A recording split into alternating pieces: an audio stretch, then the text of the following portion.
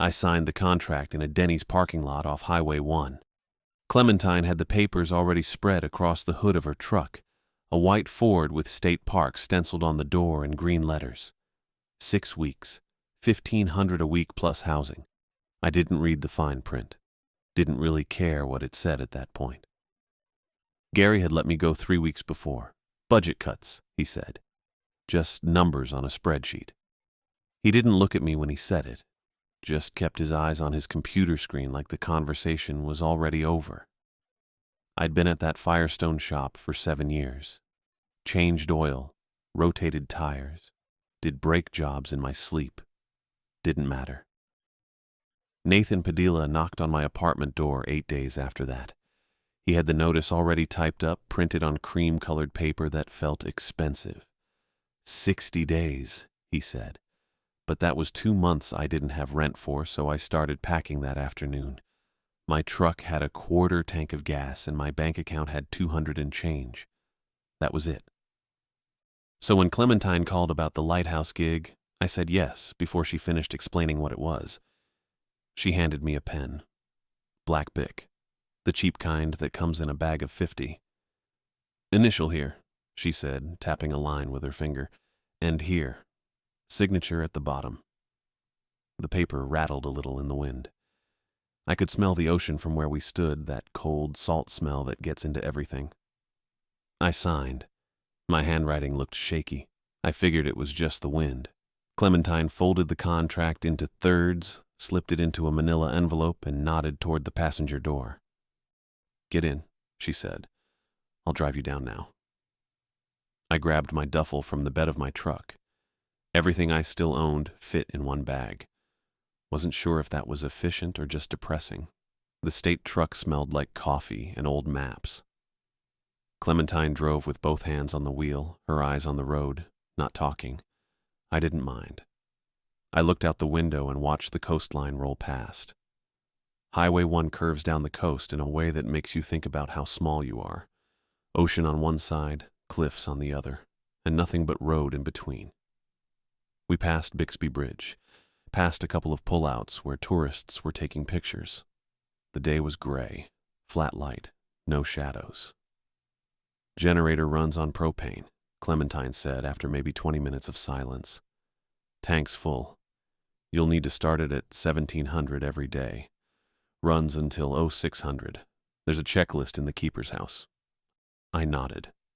1700. 5 p.m. I could handle that. Daily responsibilities are on the same sheet, she went on. Grounds inspection, light maintenance, log any damage or unusual activity. It's not complicated. Got it. You stay on site at night, that's non-negotiable. I glanced at her. How come? She didn't answer right away, just kept her eyes on the road. Liability, she said finally. And the light needs to be operational. If something goes wrong, you're there to fix it. That sounded reasonable enough. I didn't push. We drove for another 15 minutes. The road got narrower, the cliffs steeper. I saw a sign for Point Sur, but we didn't turn yet. Clementine slowed down, checking her mirrors, then pulled onto a gravel access road I wouldn't have noticed if I wasn't looking for it. The gate was old steel, painted green a long time ago. Most of the paint had flaked off. Clementine stopped the truck and left it running while she got out, unlocked the gate with a key from a ring on her belt, and pushed it open. It scraped against the gravel. She drove through, stopped again, locked it behind us. "You'll have your own keys," she said when she got back in. We kept going. The road curved around the base of a rocky hill, and then I saw it. The lighthouse, tall and white, perched on a headland that jutted out into the ocean like it was trying to get away from the land. The keeper's house sat lower down, a square building with peeling paint and a roof that looked newer than the rest of it. Clementine parked near the house and killed the engine. "Wait here," she said. She came back a minute later with a small cardboard box, set it on the dashboard between us, and started pulling things out. Keys first, 3 of them on a steel ring. She pointed to each one.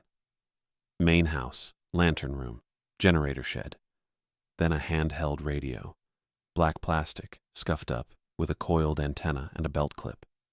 VHF, she said. Channel 16. Coast Guard monitors it. So do we, when we're in range. You have an emergency, you call. I took the radio. It was heavier than I expected. Then she pulled out a laminated card, about the size of an index card, maybe a little bigger.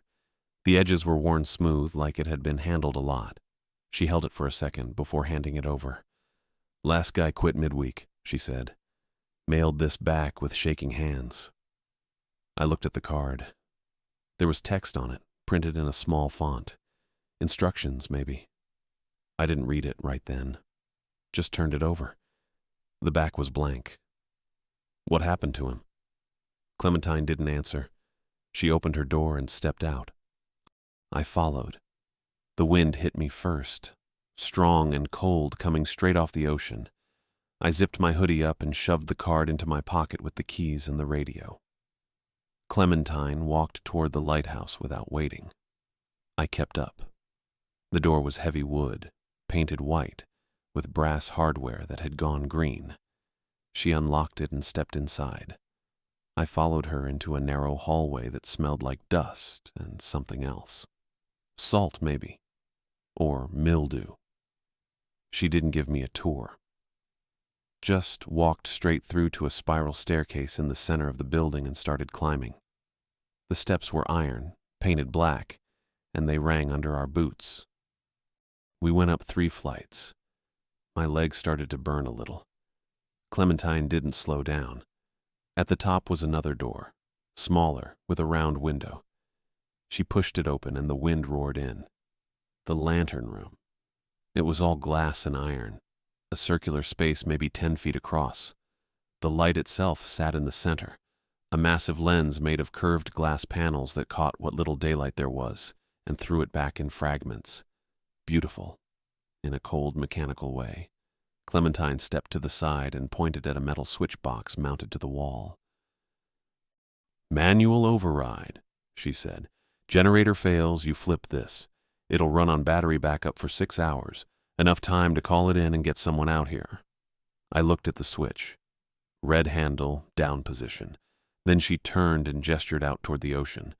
There wasn't much to see. Gray water, gray sky, a line of white foam where the waves broke against the rocks below. You follow what's on the card, she said. Her voice was quieter now, not soft, just careful. Manual's in the house if you need it, but the card matters more. I wanted to ask why. Wanted to ask what the last guy saw that made him quit, but Clementine was already heading back down the stairs. And I got the feeling she wouldn't answer even if I did ask. I followed her down. She walked me back to the keeper's house, showed me where the propane tank was, where the generator shed sat behind a low concrete wall. Then she got in her truck. Radio check every morning at 0800, she said through the open window. Don't miss it. I won't. She put the truck in gear, then stopped, looked at me. You need to leave. You call, she said. Don't just walk off. People get hurt that way. I nodded. She drove off. I watched the dust settle behind her tires, listened to the engine fade, and then it was just me and the wind. I walked back inside the lighthouse. Didn't go up to the lantern room again. Just stood in the hallway for a minute, feeling the weight of the keys in my pocket, the radio on my belt. I pulled out the laminated card, read the first line. Then I kept going, heading deeper into the building, knowing I was taking the job but not knowing what I'd just agreed to follow.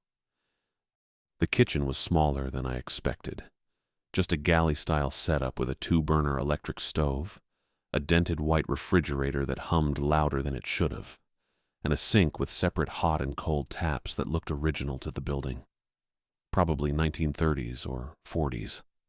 The countertop was that old laminate stuff, chipped at the edges, and there was a single window over the sink looking out toward the access road. I pulled the card from my pocket and set it on the counter. The laminate was worn smooth at the edges, kind of yellowed. Someone had handled this thing a lot.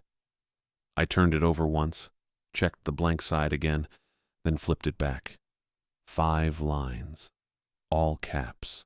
Small print, but readable. Light the beacon. At sunset, no matter what. That was the first one. Simple enough. I figured that's what Clementine meant about 1700 hours, though sunset wasn't exactly a fixed time. Probably meant civil twilight or whatever the official lighthouse standard was. There had to be a manual somewhere that explained it. Second line. If the lens stalls at 3:12 am, keep your eyes closed until it turns again.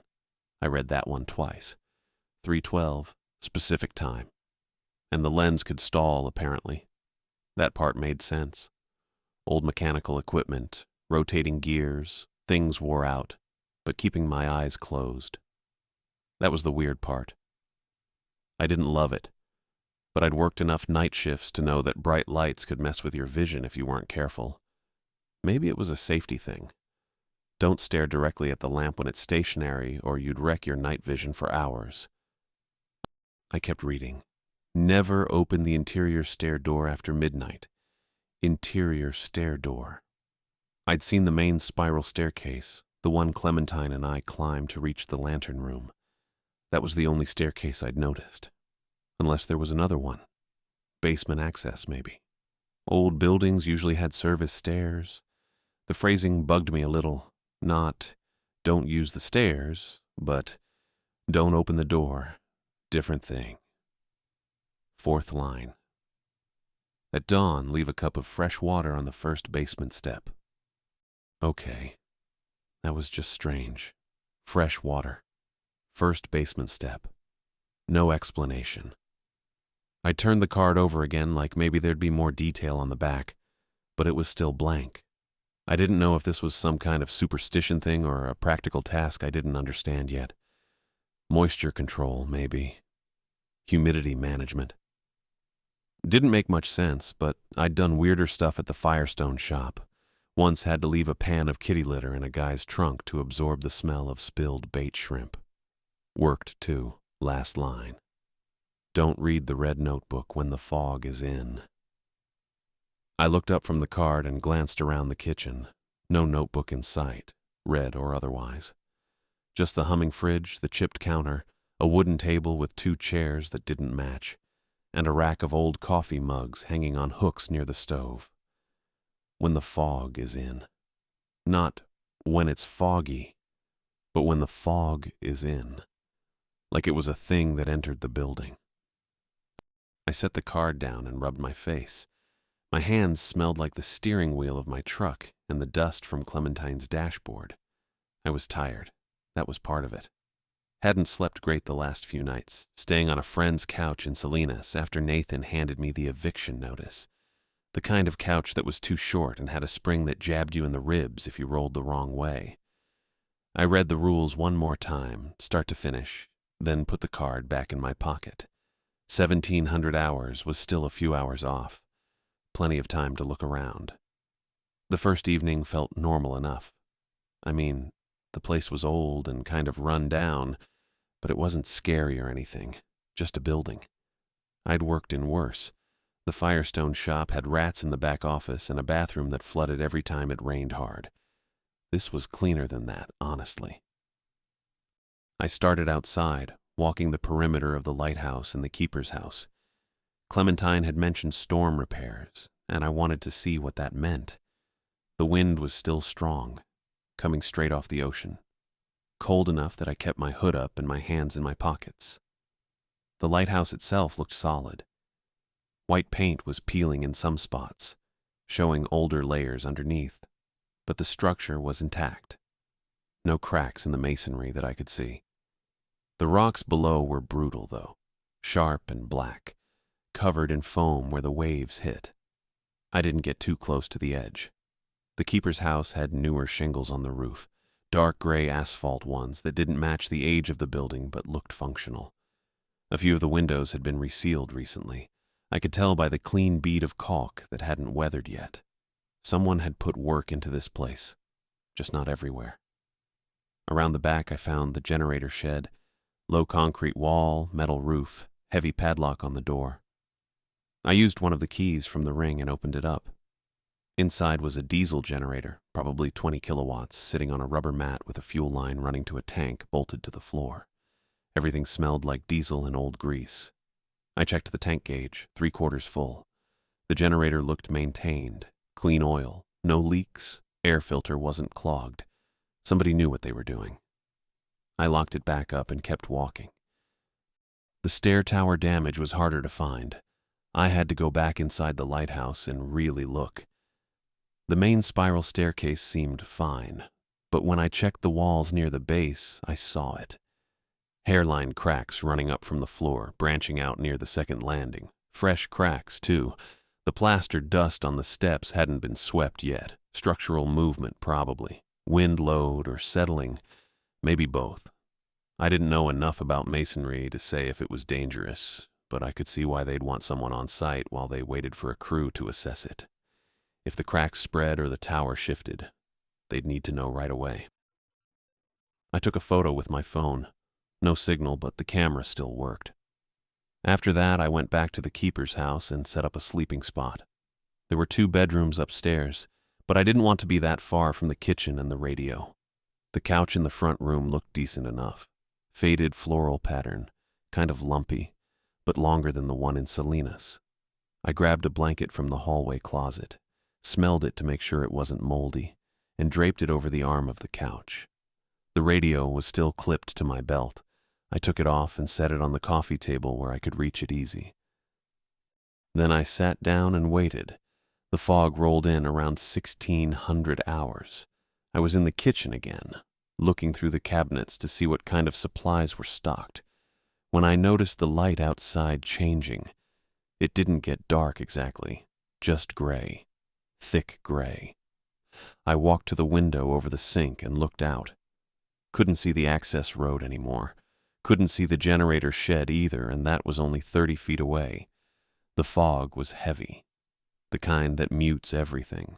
No wind sound, no ocean sound, just silence and gray. I checked my phone. 4:03 p.m. When the fog is in. I thought about the red notebook. Hadn't seen it yet, but now I was curious. Probably in one of the upstairs rooms or maybe a drawer somewhere. I wasn't going to go looking for it, though.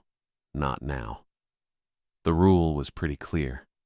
I closed the cabinet and filled a glass with tap water. The water ran cold and tasted fine. A little metallic maybe, but nothing bad.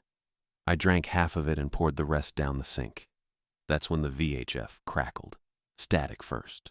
Sharp and loud enough that I flinched. Then a voice. My voice. Coast Guard. Coast Guard. Coast Guard. This is Point Sur Light Station. We have an active fire inside the lighthouse structure. Repeat, active fire inside the lighthouse. Flames visible on the second landing near the east wall. Requesting immediate assistance. Over. I froze. The voice kept going. Fire started approximately 10 minutes ago. Unknown cause. I've attempted to extinguish with available equipment, but it's spreading to the stairwell. Smoke is heavy. I'm evacuating to the keeper's house, requesting fire response and advising mariners of potential light outage. Point Sur Light Station. Over. Then static again. I grabbed the radio off the coffee table. My hands were shaking. I pressed the talk button. Coast Guard. This is Point Sur. Disregard last transmission. There's no fire. Repeat. No fire. I don't know what that was. Over. I waited. Nothing. I tried again. Coast Guard. Point Sur Light Station. Radio check. Do you copy? Over. Still nothing. Just static and silence. I clipped the radio back to my belt and ran. I checked the stove first. Burners were off. Cold to the touch. I yanked open the oven door. Nothing inside. No smell of gas or burning. The outlets. I crouched down and checked every outlet in the kitchen, then the front room. No scorch marks, no heat, no melted plastic. I went outside. The fog was so thick I had to keep one hand on the wall of the keeper's house to navigate to the generator shed. Unlocked it, checked inside. The generator was cold. Hadn't been started yet. The diesel smell was there, steady and normal, but no smoke, no fire. I locked it again and went to the lighthouse. The door was still locked. I unlocked it and stepped into the hallway, pulled out my phone and turned on the flashlight, swept it across the walls, the floor, the base of the spiral staircase. Nothing. I climbed the stairs, checked the second landing. The east wall specifically, because that's what the voice had said. My voice, cold stone, hairline cracks, same as before. Plaster dust on the steps, no flames, no smoke, no heat. I stood there for a minute, breathing hard, shining my phone light on every surface I could reach. Nothing. I went back down, locked the lighthouse door, and returned to the keeper's house. My heart was pounding. I checked the stove again, the outlets again, opened the fridge, checked behind it, opened the closet, checked the couch cushions. Nothing. I sat down on the couch and stared at the radio. 16:45. I checked my phone again and did the math. Sunset was probably around 17:30 this time of year. Maybe 17:15 with the fog. Hard to say. Civil twilight would be after that, but the first rule said sunset, and Clementine had said 1700 hours. 15 minutes, give or take. I pulled the laminated card out of my pocket and set it on the coffee table, next to the radio. Light the beacon at sunset. No matter what. The voice on the radio had been mine. I knew my own voice.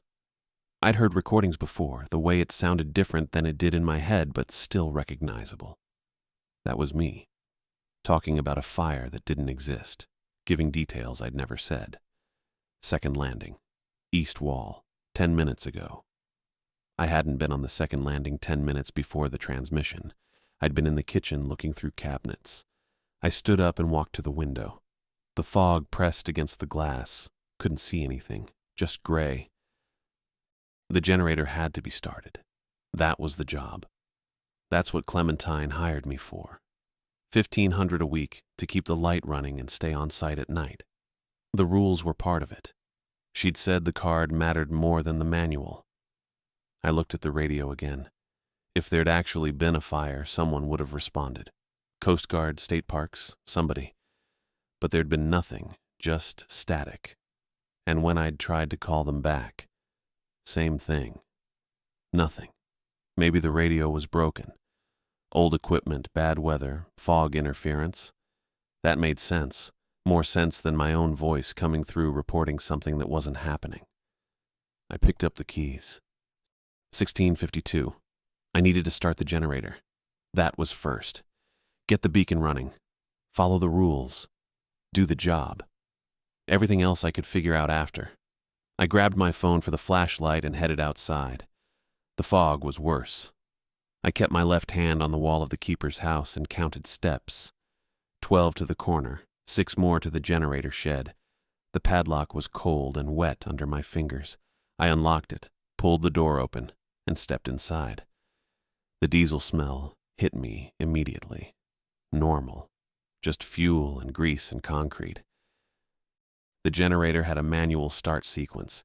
I'd seen setups similar to this at the shop. Check the fuel valve, check the oil level, prime the system, flip the ignition, pull the starter cord. Except this one had an electric starter. Easier. I found the switch panel mounted on the wall. 3 switches, main power, fuel pump, ignition. I flipped them in order and pressed the starter button. The generator coughed once, then caught. The sound filled the small shed, a steady mechanical rumble that I felt in my chest. I watched the voltage gauge climb. 10 seconds. 20. The needle settled into the green zone. I stepped back outside and looked up. Couldn't see the top of the lighthouse through the fog, but I knew it was there. The beacon would be warming up now. The rotating lens, the lamp, all of it coming to life. Light the beacon at sunset. No matter what. Done. I locked the shed and walked back to the keeper's house, counting steps again. My jeans were damp from the fog. My hands were cold. I went inside and shut the door behind me, listened to the wind start up again. Faint at first, then louder. The radio was still on the coffee table. I sat down and picked it up, turned the volume knob down halfway, then back up to 3/4, checked the channel, still 16. Battery indicator showed full. It looked fine, felt fine. I set it down and stared at the laminated card. 5 rules. I'd followed the first one. The others didn't apply yet. 3:12 a.m. was hours away, midnight too, dawn even further. And I didn't know where the red notebook was, so I couldn't read it even if I wanted to. The fog pressed against the windows. The generator rumbled somewhere outside, muffled and distant. I thought about the voice again. My voice. The details. Flames visible on the second landing near the east wall. That's where the cracks were. The structural damage Clementine mentioned. The reason crews were delayed. I pulled out my phone and looked at the photo I'd taken earlier. Hairline fractures spreading up from the floor, branching near the stone. Fresh plaster dust. The voice had known exactly where to look. I deleted the photo. I don't know why. It just felt right. The light from the beacon swept past the window. Once every 12 seconds or so. Steady rotation. The lens was working. I put my phone away and leaned back against the couch. The job was simple. Keep the light running. Stay on site. Follow the rules on the card. That was it. Everything else, the voice on the radio, the specific details about a fire that didn't exist, that was just equipment malfunction or interference or something I'd figure out later. I'd made the choice already. Light the beacon first. Trust the rules. That's what Clementine said mattered. The fog stayed thick outside. The generator kept running. The light kept turning. I closed my eyes for a second just to rest them and listen to the wind pick up again around the edges of the keeper's house. Everything was fine. Probably. I checked my phone for the time. 17:10. The sun was somewhere behind the fog, probably getting close to the horizon. I couldn't see it through the gray, but the light coming through the kitchen window had that dull orange tint that meant maybe 20 minutes left before full dark. The generator was running. I'd already done that part. I grabbed the keys off the coffee table and headed out. The fog was still thick enough that I had to count steps to find the lighthouse door. 12 to the corner, then another 8 straight ahead. My hand found the cold brass handle and I unlocked it, stepped inside, pulled the door shut behind me. The stairwell was darker than before, no windows until the lantern room. I clicked on my phone's flashlight and started climbing, keeping one hand on the railing. The iron steps rang under my boots the same way they had with Clementine. By the second landing, my legs were burning again. I passed the east wall with the hairline cracks without stopping. Nothing to see there, just stone and plaster dust. At the top, I unlocked the smaller door and pushed it open. Wind hit me hard enough that I had to brace against the frame. The lantern room was freezing. I stepped inside and let the door swing shut, cutting the wind by half. The lens sat in the center of the room, massive and still. I walked around it once, looking for the ignition mechanism. Clementine hadn't shown me this part. She'd pointed to the battery override and said the card mattered more than the manual. That was it. I found a metal panel on the west side with a hinged cover. Inside was a brass switch labeled ignition, and a smaller dial below it marked rotation. The switch was in the off position. The dial was set to 12. I flipped the switch. Nothing happened for 3 seconds. Then I heard a soft click and a flame caught inside the lens housing. It was small at first, just a blue flicker behind the curved glass. Then it spread, climbing up a wick I couldn't quite see, and the whole lens filled with light, bright enough that I had to squint. The rotation mechanism engaged with a low mechanical hum, and the lens began to turn. I stepped back and watched it complete one full rotation. 12 seconds, just like I'd timed from the keeper's house window. Then I looked out through the glass panels at the fog. It was pulling back. Not everywhere, just around the lighthouse. Maybe a 50-foot radius, maybe less. The fog didn't vanish, it just thinned out, like someone had dialed down the density. I could see the rocks below now. I could see the edge of the keeper's house roof. Past that, the fog was still a solid wall, thick and gray and unmoving. I stood there for a minute, watching the boundary. It held steady. The light swept over it every 12 seconds, and every time it did, the fog seemed to press in a little, then pull back again when the beam passed. I told myself it was wind. The beacon generated heat. Heat created air movement, and that pushed the fog around. That made sense. Or maybe it was designed that way on purpose. A lighthouse was supposed to cut through fog. That's the whole point. But I didn't really believe either of those things. I turned away from the glass and headed back down the stairs. The door latched behind me and the wind cut off. I counted steps on the way down just to keep my head busy. 42 total from the lantern room to the ground floor. I locked the lighthouse door and walked back to the keeper's house, still counting. 15 steps this time. The fog had thinned enough that I didn't need to feel my way along the wall. Inside, I sat down on the couch and pulled out the laminated card. First rule: light the beacon at sunset no matter what. Done. The beacon was lit. It was rotating. The fog had reacted, and I was trying not to think too hard about that part. I put the card back in my pocket and checked the time again. 17:32. Hours to go before the next rule kicked in. I didn't mean to look for the notebook. It was close to 9, maybe a few minutes before. I'd been sitting on the couch for a while, then pacing the front room, then sitting again. The beacon light kept sweeping past the window every 12 seconds. I'd started counting rotations without meaning to. 163. 164. I got up and went to the kitchen because I needed to do something with my hands.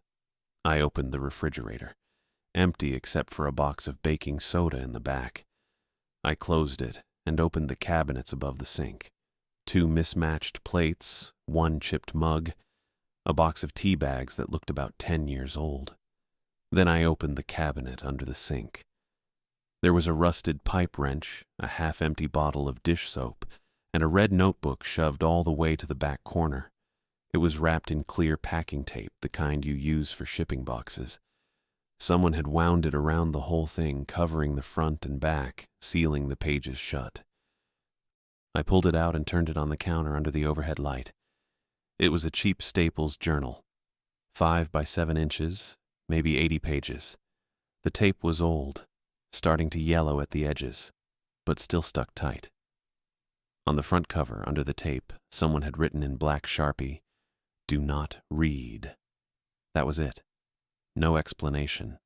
No name. I held it for a minute, feeling the weight of it. Not heavy. Just a notebook. The 5th rule came back to me. Don't read the red notebook when the fog is in. I looked out the window. The fog was still there, pressed up against the thinned radius around the lighthouse. Definitely still in. I set the notebook back on the counter and stared at it. The tape made it clear this wasn't some casual suggestion. Someone had sealed this thing shut on purpose. And the rule didn't say, "Don't read the red notebook ever." It said, "Don't read it when the fog is in," which meant maybe you were supposed to read it sometimes, just not now. I picked it up again, turned it over. The back cover had more tape, no writing. The spine crackled a little when I flexed it, like the pages inside were dry. I thought about peeling the tape off. Just a corner, just enough to see the first page. Then I thought about the previous keeper, the one who quit midweek, the one who mailed the laminated card back with shaking hands, according to Clementine. I put the notebook back under the sink, all the way in the corner where I'd found it. I closed the cabinet door and wiped my hands on my jeans even though they weren't dirty. That was it. I didn't open it, didn't peel the tape, didn't even hold it long enough to get tempted. I went back to the couch and sat down. The VHF radio hissed. I grabbed it off my belt before the sound fully registered. Static first, then a voice. Male, steady, younger than I expected. Point Sur Light Station, this is Coast Guard Sector San Francisco on Channel 16. Respond, please. I pressed the talk button. This is Point Sur. Go ahead. Point Sur, this is Petty Officer Jerry Burton, Coast Guard Communications. We received a distress transmission approximately 20 minutes ago reporting an active structure fire at your location. Can you confirm status? I looked around the front room. No smoke, no heat, no smell of burning anything except maybe the faint diesel exhaust from the generator outside. Negative, I said. No fire here, no smoke. Generators running normal, beacons lit, everything's fine. Pause. Static. Point Sur, confirming you report no active fire at this time. Confirmed. No fire. I don't know who called it in, but it's not accurate. Another pause, longer this time. Copy that, Point Sur. Be advised we're dispatching a response unit for visual confirmation. ETA approximately 45 minutes depending on conditions. Please maintain radio contact and report any change in status. I pressed talk again. Understood. I'll be here. Roger. Sector San Francisco, standing by on 16. The radio went quiet. I clipped it back to my belt and stood up. 45 minutes. They were sending a boat. I grabbed the flashlight from the kitchen counter and headed outside. The perimeter check took 10 minutes. I started at the generator shed, unlocked it, stepped inside, checked the panel. Still running clean. Voltage in the green. No heat except what the engine itself put off. No fuel smell, no smoke. I locked it again and moved to the lighthouse. The door was still locked. I opened it and climbed to the first landing, shining the flashlight on every surface. Cold stone. Dust. The same hairline cracks I'd photographed earlier. I kept climbing. Second landing. East wall. I put my hand flat against the stone where the cracks were deepest. Cold. Solid. No vibration. No warmth. Nothing. I checked the third landing and the lantern room. The beacon was still rotating, 12 seconds per cycle. Flame steady inside the lens. I checked the battery override panel, untouched. I went back down and checked the ground floor hallway. The narrow closet near the entrance. The space behind the staircase, where old rope and a broken mop handle were shoved into the corner. Nothing. I stepped outside and walked the path between the lighthouse and the keeper's house, sweeping the flashlight across the gravel. No footprints, except my own. I circled the house, checking the windows from the outside. All sealed. No broken glass. I checked the propane tank and the hose connection to the generator shed. Intact. The only smell in the air was kelp, sharp and salty, drifting up from the rocks below. I walked to the edge of the headland and shined the flashlight down. Waves breaking white against black stone. Seaweed tangled in the crevices. Nothing burning. Nothing out of place. I turned back toward the keeper's house and stopped. The radio hissed again. I pulled it off my belt and pressed talk. This is Point Sur. Static. Then something that might have been breathing. Slow and wet, like someone exhaling through water. Clementine? I tried. This is Dylan. You copy? More static. The breathing sound faded in and out, rhythmic. In and out, in and out. I released the talk button and adjusted the volume. Still set to 16, still full battery. I tried again. Clementine, if you're there, I need a callback. Coast Guard's dispatching a unit for a false fire report. I don't know what's going on, but I need to confirm protocol. Static. Then the breathing again, a little louder this time. Definitely not Clementine. Definitely not Jerry Burton. Just that slow, wet sound, in and out, like someone was holding the radio underwater. I waited 30 seconds. The breathing continued, then cut off all at once, replaced by dead static. I clipped the radio back to my belt. My hands were shaking a little. I shoved them in my pockets and turned back toward the lighthouse. That's when I saw the footprints. They started at the cliff trail, the narrow path that ran along the north side of the headland down toward the water. I hadn't walked that direction during my perimeter check. Hadn't thought to. The prints led across the gravel, past the lighthouse, straight to the basement hatch. I followed them with the flashlight beam. They were wet. Not muddy, just wet, like someone had stepped out of the ocean and walked directly here without drying off. The edges were clean, distinct. Bare feet. No boots, no shoes. Just the outline of toes and heels pressed into the gravel and dirt. I counted 12 prints total.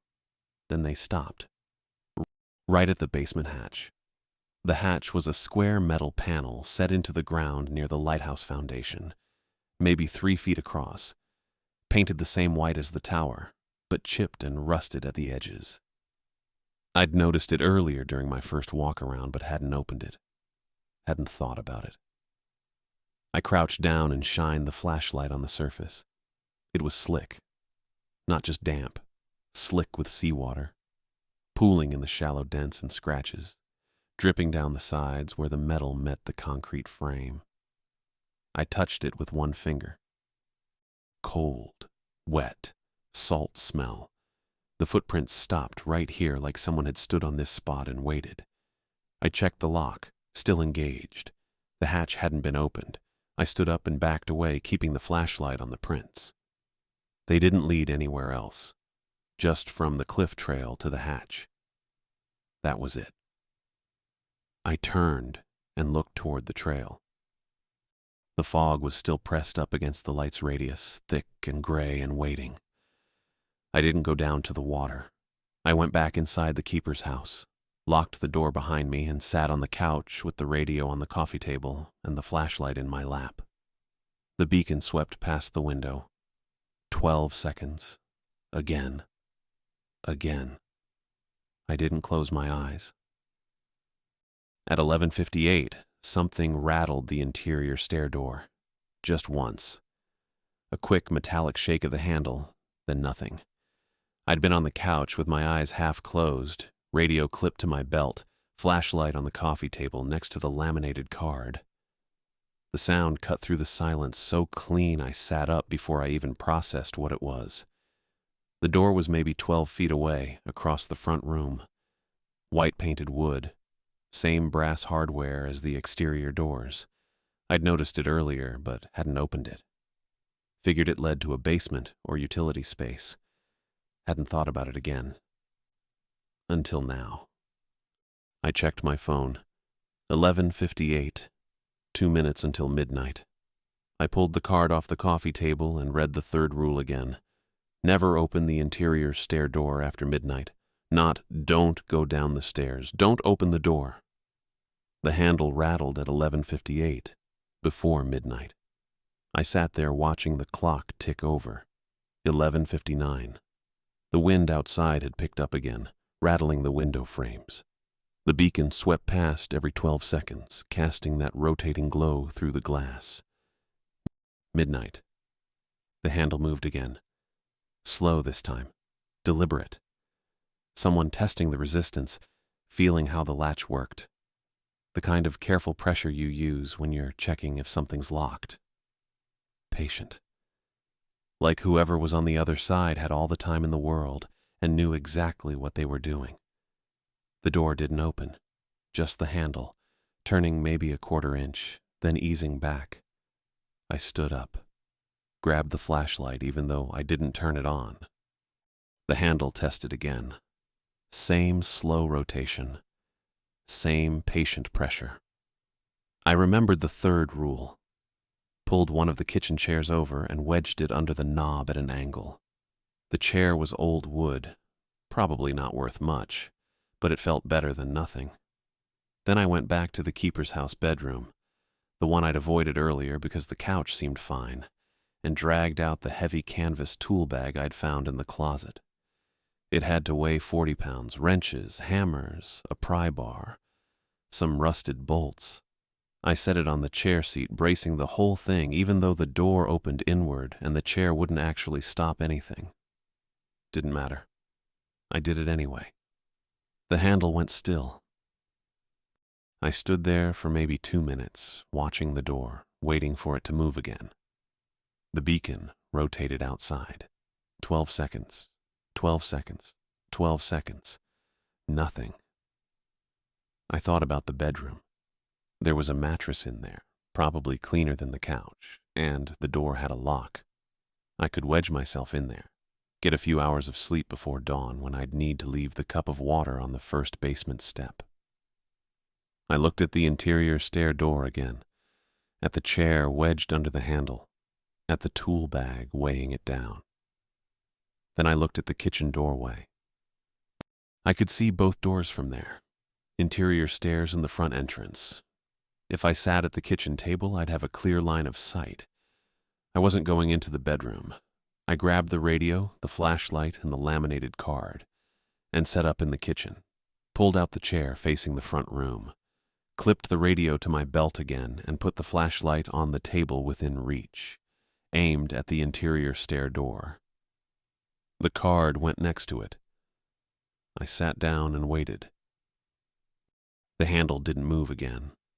Not at 12:05, not at 12:30, not at 1.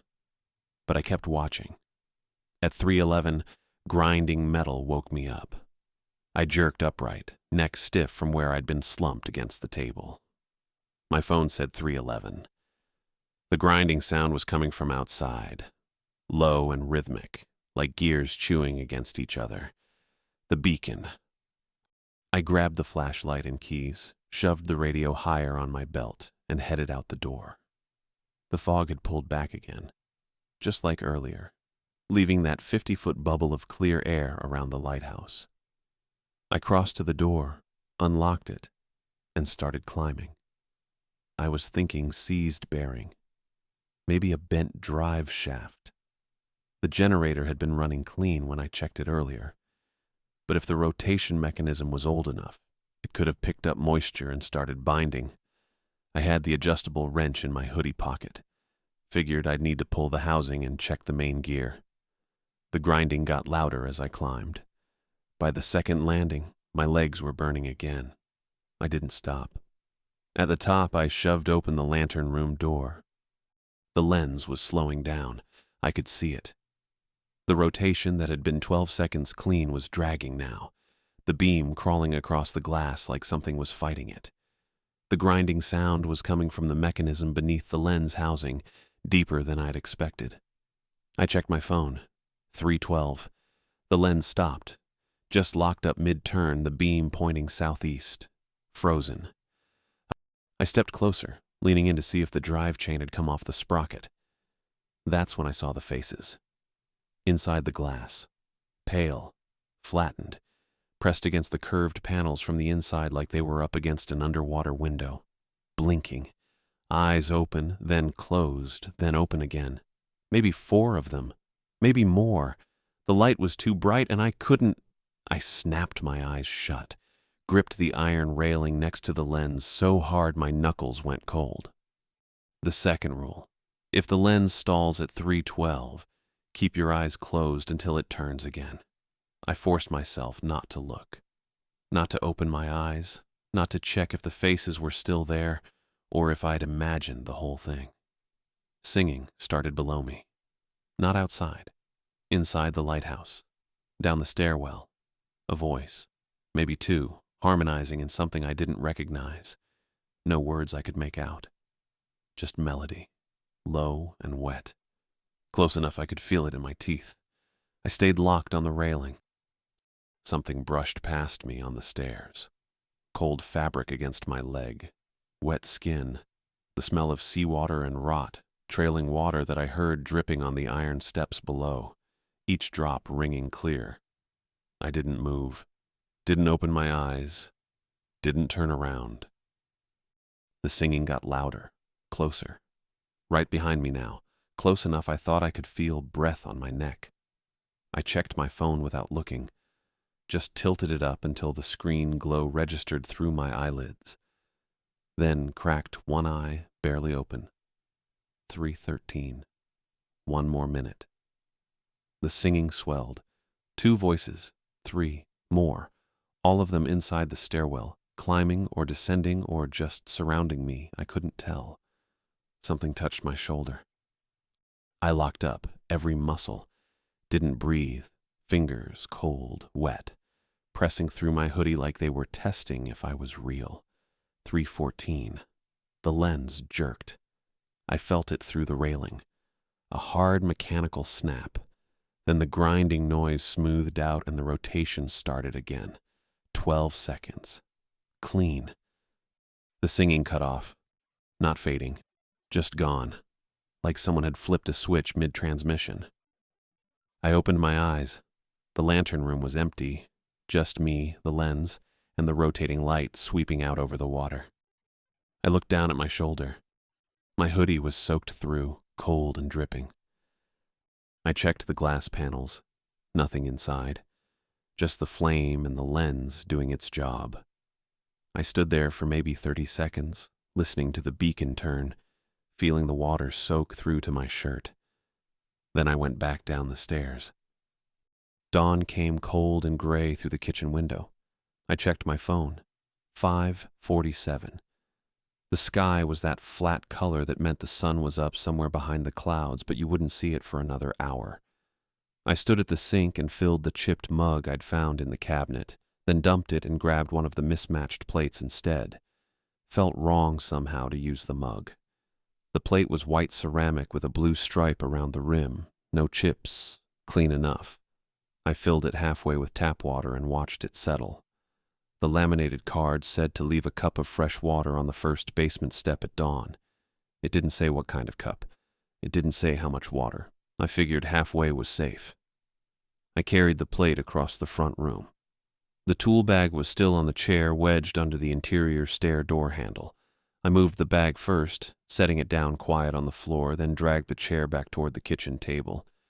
The door didn't rattle, didn't move at all.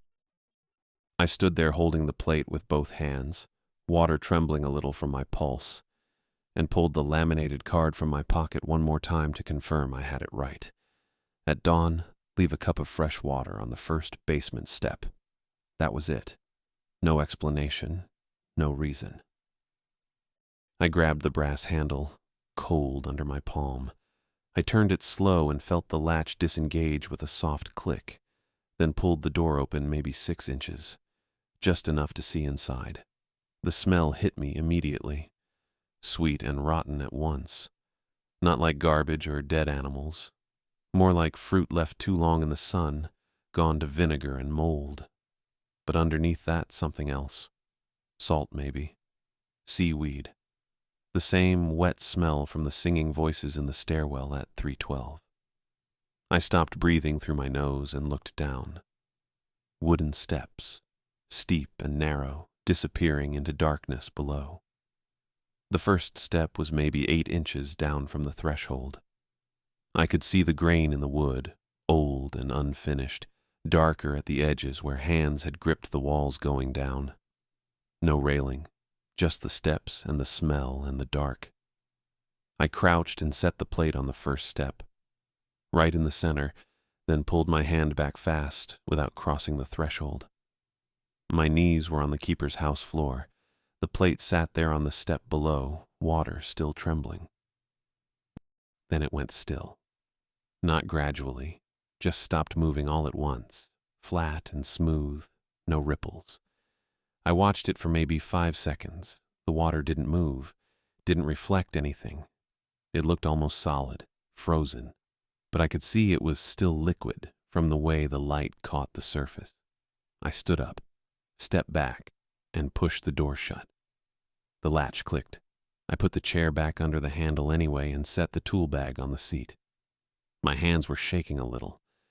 I went to the kitchen and washed them twice with dish soap even though I hadn't touched anything but the plate and the door handle.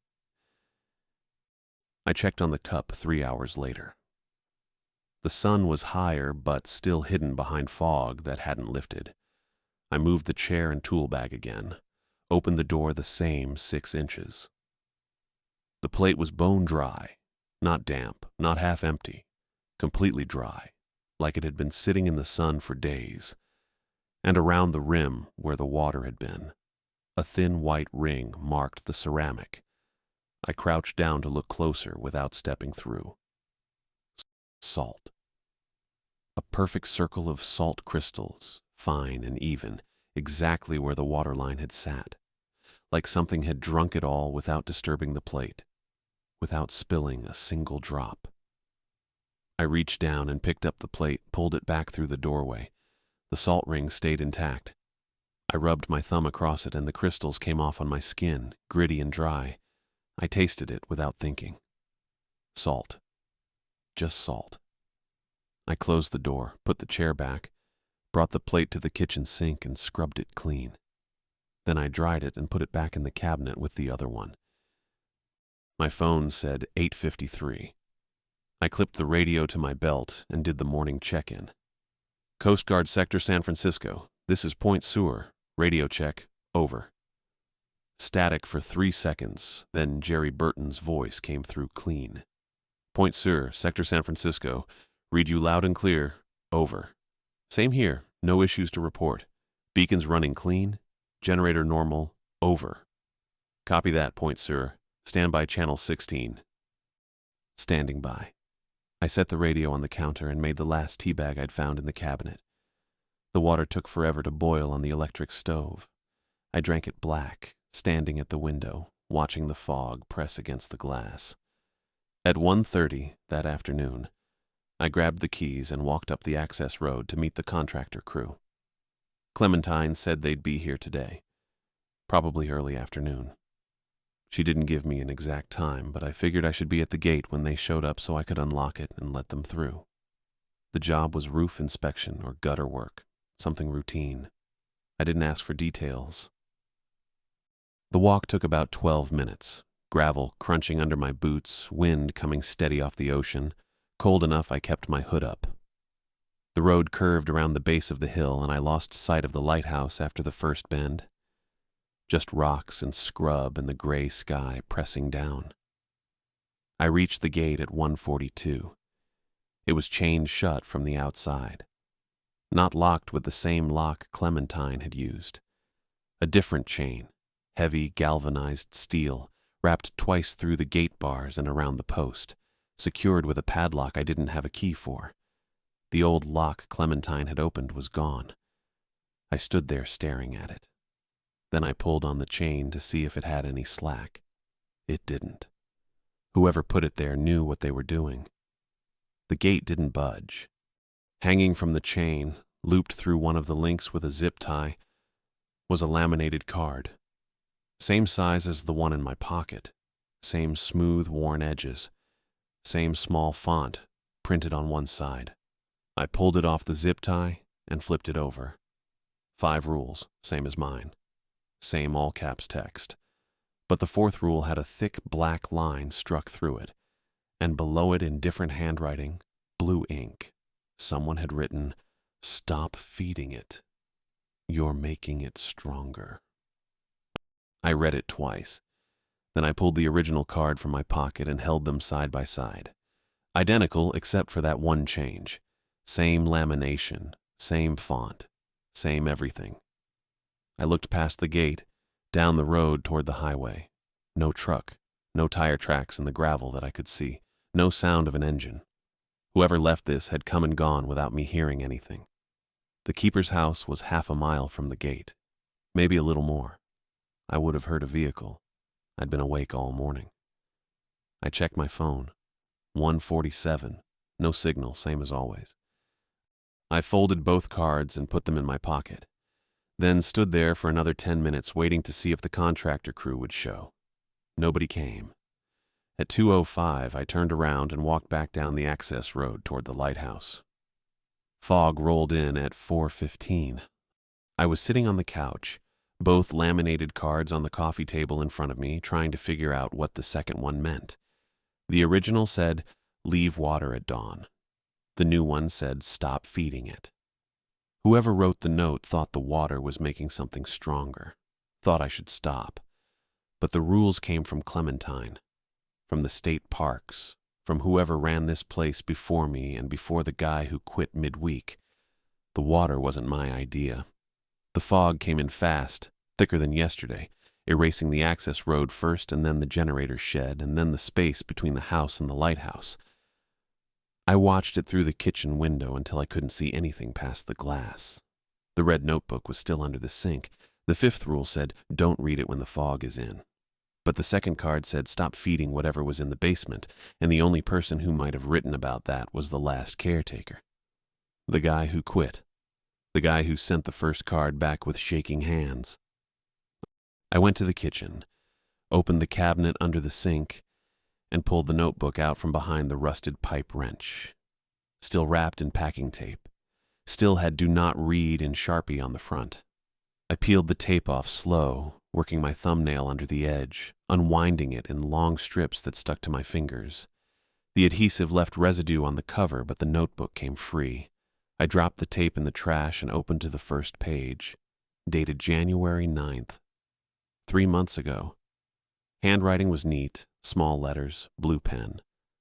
First night, generator started fine. Beacon lit at 1728. No issues. Clementine said to follow the card and call if anything breaks. Seems straightforward. I flipped ahead. The entries were short at first. Maintenance notes, weather observations, generator runtime, normal stuff. Then on January 14th, lens stalled at 0312. Kept eyes shut like the card said. Heard something in the stairwell but didn't look. Rotation resumed after 2 minutes. Don't know what would have happened if I opened my eyes. Not going to find out. January 20th. Left the water again this morning. Plate was dry by noon. Same salt ring.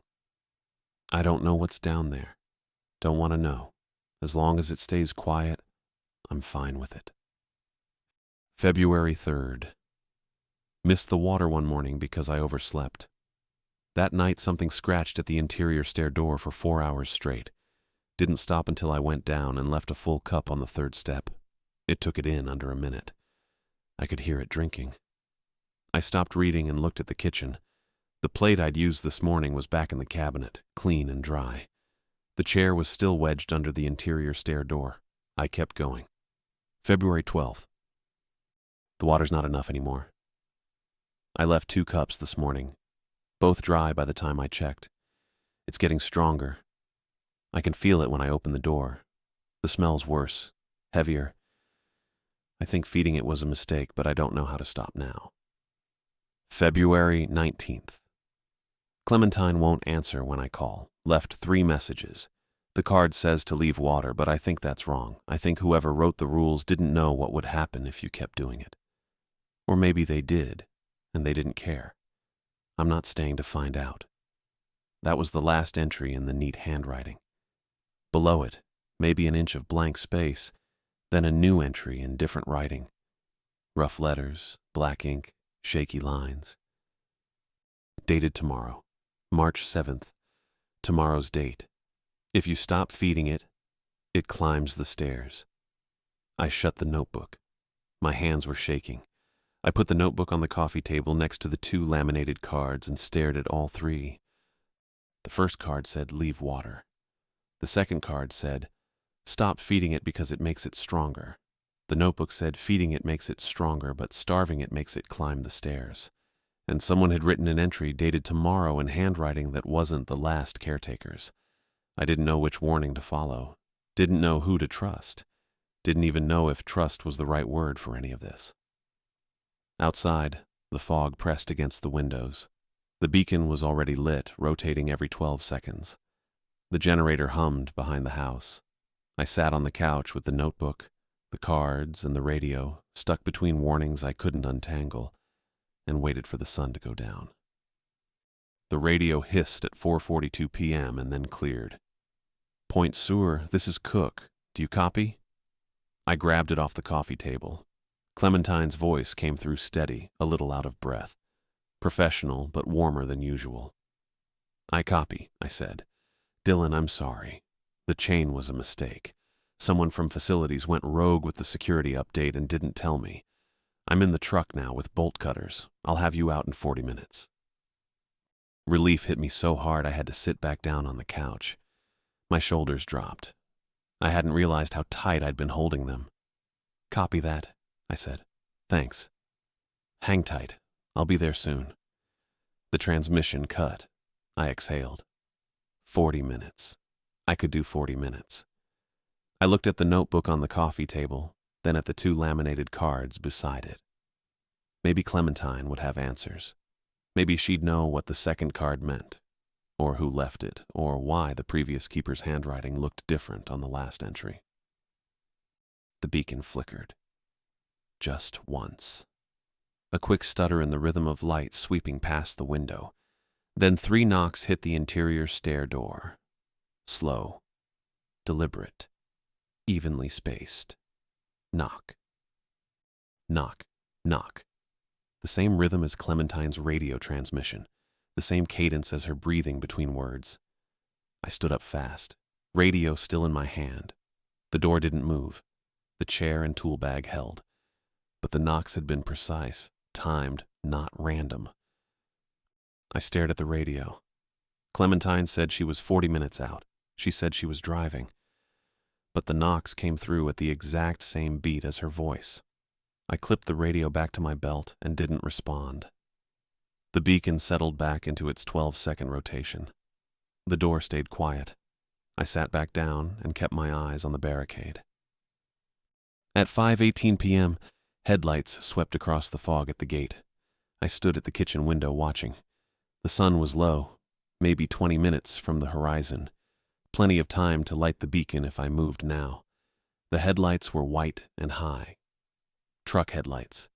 They stopped at the gate and the engine cut. A figure got out. Dark ponytail, State Park's windbreaker, sturdy build. Clementine. She walked to the chain with bolt cutters in one hand, and that's when I saw it. Her movement was wrong. Not limping, not injured. Just wrong.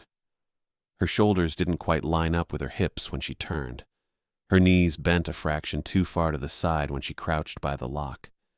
Her head tilted at an angle that didn't match the way her spine curved, like someone wearing a suit that didn't fit right, or a puppet with strings attached to the wrong joints.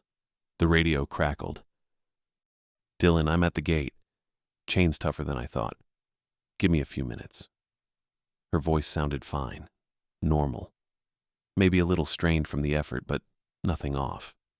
I didn't answer. She worked at the chain for another minute, then straightened up and looked directly at the keeper's house, directly at the window where I stood. The radio hissed again. "Hey, while I'm cutting through this, can you do me a favor? Unbar the interior stair door so we can check the basement together. I want to make sure the foundation didn't shift after that last storm." My hand went to the radio on my belt, but I didn't lift it. She tilted her head again. Too far, like her neck had an extra joint. "Dylan, you copy?" I stepped back from the window. Whatever was at the gate could coordinate with the radio. It could wear a shape I recognized. It knew Clementine's voice, her windbreaker, the way she moved, close enough to pass in fog and low light. And it wanted me to open the interior stair door. I looked at the barricade. Chair wedged tight, tool bag holding it down. The radio crackled one more time. "Dylan, if you don't respond, I'm coming down there." I turned the volume dial to 0 and clipped it back to my belt. Outside, the thing wearing Clementine went still. It stood by the gate for another 30 seconds, then turned and walked back to the truck with that same wrong gait. The headlights came back on and the truck drove away up the access road. I checked my phone. 5:31 p.m. Sunset in 15 minutes, maybe less. I stood in the front room, staring at the notebook on the coffee table. The previous keeper said, "Feeding it made it stronger." The second card said the same thing. "Stop feeding it. You're making it stronger." But the notebook also said, if you stop feeding it, it climbs the stairs. And the original rule card said to leave water at dawn no matter what. I picked up the notebook and flipped to the last entry again. March 7th, tomorrow. The shaky handwriting that didn't match the rest. If you stop feeding it, it climbs the stairs. I looked at the interior stair door. Still barricaded, still quiet. What if I just didn't light the beacon? The thought came fast and clear. The notebook said feeding made it stronger. What if the light was part of that? What if keeping the beacon off starved it out? I checked my phone. 5:39 p.m. The sun touched the horizon outside the window, a dull orange line behind the fog. I stayed on the couch, keys in my pocket, flashlight on the table, radio on my belt, volume still at 0. The tower shuddered. Not wind, not settling. A deep vibration that came up through the floor and rattled the window glass. Then something hit the interior stair door. Hard. The chair scraped forward 2 inches and the tool bag shifted. I stood up. Another hit. Harder. The brass handle rattled and the hinges groaned and the chair skidded another inch across the floor. The radio on my belt crackled even though the volume was off. My own voice came through. Older, strained, tired in a way I didn't sound yet. The light works like a lid. You take it off. Everything underneath comes up. The transmission cut. The door shook again, and this time the chair tipped sideways and the tool bag spilled wrenches and bolts across the floor. I grabbed the keys and ran. I made it to the lighthouse in 8 seconds, unlocked the door, slammed it behind me, and climbed. My legs burned by the second landing. I didn't stop. The tower was still shuddering, a low, grinding vibration in the stone that I felt through the railing. At the lantern room, I shoved the door open and went straight to the brass panel. I flipped the ignition switch. 3 seconds. Click. Blue flame catching on the wick. The lens filled with light and the rotation engaged with a clean hum. The shuddering stopped. I stepped back, breathing hard. And that's when I heard it. Water. Pouring. Fast, like a burst pipe.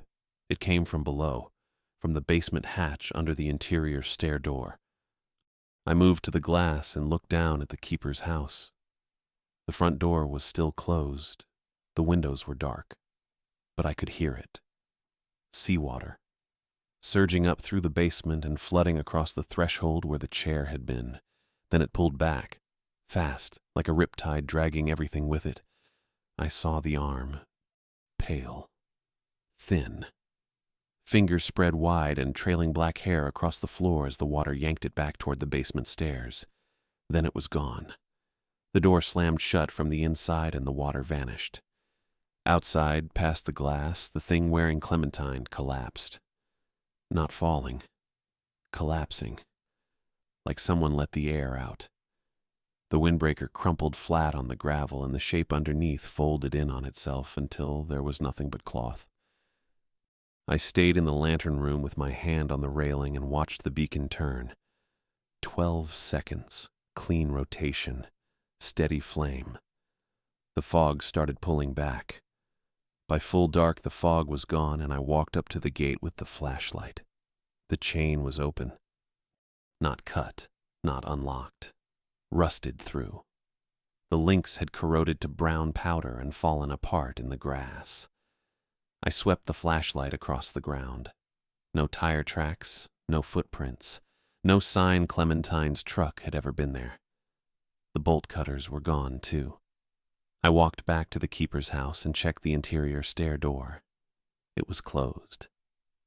The chair and tool bag were exactly where I'd left them, still wedged tight under the handle. The floor was dry, no water, no salt, no smell. I checked anyway. Ran my hand across the floorboards near the threshold, checked the gap under the door with the flashlight. Nothing. I found the logbook in the bedroom closet behind a stack of folded towels that smelled like mildew. It was a standard station log, blue canvas cover, lined pages.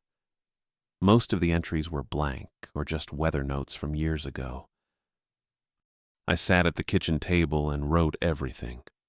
The false fire report on the radio, the breathing transmission, the faces in the lens at 3:12, the singing in the stairwell, the wet fingers on my shoulder, the water plate left at dawn and the salt rings by noon, the second laminated card at the gate, the red notebook, and the final entry dated tomorrow. Clementine's voice on the radio and the knocks timed to her transmission. The headlights at the gate and the wrong way she moved. The thing that wanted me to unbar the door. The shuddering tower when I didn't light the beacon. The seawater and the pale arm dragged back down the stairs. The collapsed shape outside and the rusted chain with no tracks. I wrote it all in plain sentences. No interpretation, just what happened and when. Then I tore the page out, folded it, and taped it to the wall next to the radio charging station in the kitchen. If someone came looking, they'd find it. If I didn't make it out, at least there'd be a record. At dawn, I filled the white plate with blue stripe halfway with tap water and opened the interior stair door 6 inches. The smell came up, sweet and rotten, salt and seaweed and overripe fruit. I crouched and set the plate on the first step without crossing the threshold. The water went still. I closed the door, replaced the barricade, and washed my hands twice. That night I lit the beacon at 5:24 p.m., 3 minutes before sunset. The lens turned clean, 12 seconds, no stall, no grinding. The fog pulled back 50 feet and stayed there. At 3:12 a.m. I woke on the couch to silence. No grinding, no singing. The beacon swept past the window right on time. I checked the interior stair door. No knocking, no rattling. The chair and tool bag hadn't moved. At dawn, I left another plate of water on the first basement step. By noon, it was dry with a perfect salt ring. I sat on the couch at 1 p.m. with the notebook, both laminated cards, and the radio on the coffee table in front of me. The original card said to leave water at dawn. I'd done that, twice now. The second card said stop feeding it. I hadn't. The notebook said feeding made it stronger, but stopping made it climb the stairs. The light worked like a lid. My own voice told me that. Older, strained, like I'd been here long enough to know. I looked at the gate keys on the table. The chain was rusted through. I could walk up the access road right now, push the gate open, and keep walking. 12 minutes to the highway. Maybe flag down a car. Maybe call someone. But Clementine said if I needed to leave, I had to call first. People get hurt that way. And my radio transmission said there was a fire. The Coast Guard heard it. They sent a response unit, and something at the gate wore Clementine's shape and knew her voice and wanted me to open the basement door. I put the keys back in my pocket. The contract was 6 weeks, $1,500 a week plus housing. But I'd already made the choice when I lit the beacon instead of letting the tower shake apart. When I left the water instead of stopping. When I stayed inside while the thing collapsed outside. The rules weren't suggestions. They were the structure holding this place together. And I was part of that structure now. I picked up the notebook and flipped to the last page. The entry dated March 7th. Today. If you stop feeding it, it climbs the stairs. I closed the notebook and put it back under the sink, wrapped in the torn packing tape. Then I checked the generator schedule, confirmed I had 4 hours until the 5 p.m. startup, and went to inspect the beacon housing for wear. The job wasn't temporary anymore. I'd locked myself in the moment I chose the rules over the warnings. And whatever was under the interior stair door, whatever sang in the stairwell at 3:12, whatever drank the water I left at dawn, it knew I wasn't leaving. Wasn't.